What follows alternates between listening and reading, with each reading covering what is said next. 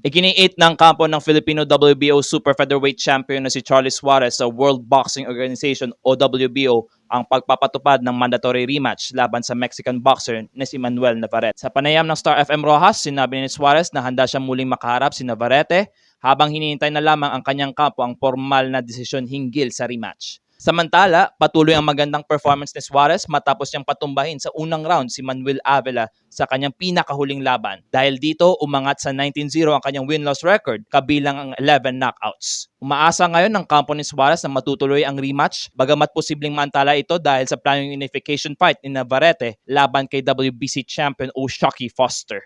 But it's big help for me and for my team na ganun ang nangyari. Kasi mas na-improve ka pa, na nadagdagan pa rin ang mga kakayanan mo at mga pagkukulang nadagdagan at mga nababawasan yung mga sobra. Ang tinig ni Filipino WBO champion Charlie Suarez.